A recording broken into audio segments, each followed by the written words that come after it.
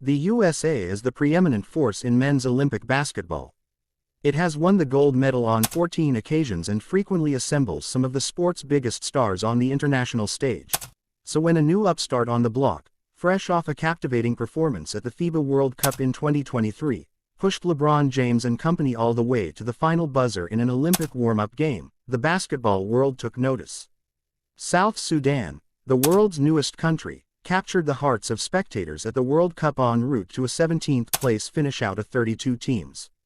While that might not appear to be all that impressive at first glance, the Bright Stars finished top of the pool of teams that did not advance to the knockout stages and left the competition with a winning 3-2 record. As the best-placed African team, the result secured the squad a spot at the Olympics for the very first time in its history. Not bad for a country that has only officially existed for 13 years and has no indoor basketball facilities. Among those making their national team debuts at the tournament was Wenyen Gabriel, who's had multiple stints in the NBA for the likes of the Los Angeles Lakers, Los Angeles Clippers and the New Orleans Pelicans. Like multiple others on the Olympic roster, Gabriel is a refugee. He was forced to leave South Sudan as a young child, escaping the Second Sudanese Civil War. He and his family moved to Cairo 2 weeks after he was born before eventually arriving in the United States as refugees 2 years later. Growing up, at first we didn't have a country, you know. Gabriel told CNN Sport. It was just Sudan and we didn't have South Sudan. Gabriel explained that he was unsure whether his nation would ever have a basketball team, so when the opportunity arrived, he jumped at it. Knowing that, there's a bunch of kids, a bunch of youth, that are from South Sudan that look up to us, that are inspired by what we do, that think that maybe they can make it next. For me to go represent the country, be one of the first group is just an honor to me, he said. Sporting roots. After decades of civil war, South Sudan gained independence from Sudan in 2011 following a referendum, making it the world's newest widely recognized state. The nation descended into a civil war of its own shortly after, with the war officially ending in 2018, though violence persists to this day. It is listed as one of the least developed countries in the world by the United Nations. Before becoming an official state, and well before bursting onto the international stage, the country already possessed some NBA pedigree. Manute Bol, one of the tallest players in NBA history at 7'7", gained a reputation as one of the league's elite shot blockers between 1985 and 1995.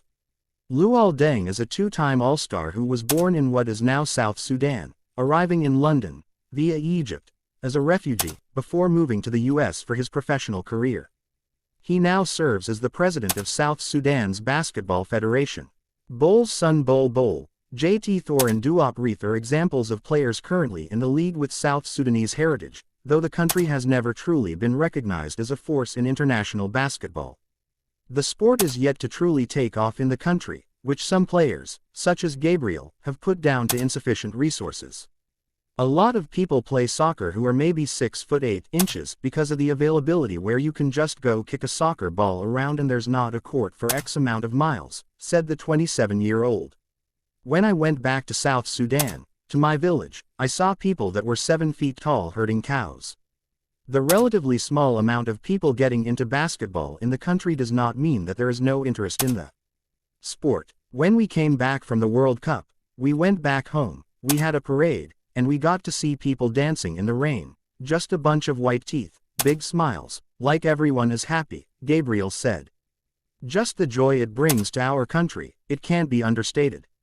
For us to continue to push forward and to wave our flag and give people something to be proud of is something that is really fulfilling for us all. And I'm happy that I get to be part of it. The mood among South Sudan supporters is jubilant as they prepare to watch their nation make history in Paris. After the tune-up game against Team USA last Saturday in London, fans celebrated, danced and waved the flag inside the O2 Arena, on the street and on public transport, despite watching their country suffer an agonizing 101-100 defeat. It has all been about the journey for this nation. Bigger than basketball, South Sudan recently held its first news conference ahead of a friendly match against Great Britain in London. Something that repeatedly came up was the notion that the Olympic campaign extends beyond just sport. Putting the nation on the Olympic map and forging a path for the younger generation is at the core of the team. For all of us it's a journey that's bigger than basketball, Deng said at the news conference. Sports can elevate and motivate a nation. These guys know what's more important is what they're leaving behind. We're going out there to represent something that's bigger than ourselves and that's known at every single point that we're out there, Gabriel added. South Sudan enters the games bearing the additional responsibility of being the only African men's basketball team to qualify. Nigeria qualified for the women's competition. The continent has a rich history of producing NBA talent including MVP winners Hakeem Olajuwon from Nigeria and Joel Embiid, born in Cameroon but playing for Team USA. The players spoke about the extra motivation, with Gabriel saying that the support the team has received from other African fans has opened up my eyes to a whole new basketball world. Even though other African teams might not be in the Olympics, they're still maybe rooting for us, he said. So representing that, it shows even more continuity and gave us like a common goal. Deng has also spoken of the need to erase harmful stereotypes and perceptions of the country and players. He said on Instagram that he was disappointed at ignorant remarks made by former NBA All-Stars Paul Pierce and Gilbert Arenas about the squad, calling Arenas' comments disrespectful and cruel. Pierce and Arenas have since apologized. Those who are easily misled may make comments that reflect self-hate more than pride. There is nothing about our history that we should run away from, he wrote.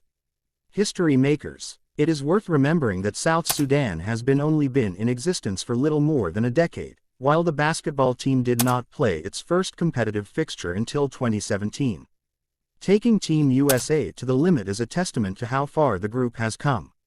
Players and staff have attributed the team's rapid rise to Deng, who served in various roles, such as player liaison and assistant coach, before becoming president of the federation. Luol is the driving force behind this all, head coach Royal Ivy said at the news conference. If there was no Luol Deng, we wouldn't be sitting in front of you all today. South Sudan is in Group C at the Olympics and will take on the USA in what is now a highly anticipated rematch. Serbia and Puerto Rico, each boasting NBA players and talent from all over the world, will be the Bright Stars' other two opponents. It will be a tall task for South Sudan to get out of the group stage, but the players aren't setting limits on what can be achieved, nor are they getting ahead of themselves, with Gabriel and Ivy putting an emphasis on competing in every game. Whatever happens, though, this is a team that has already made history before even stepping on the court and that understands the significance that representation holds.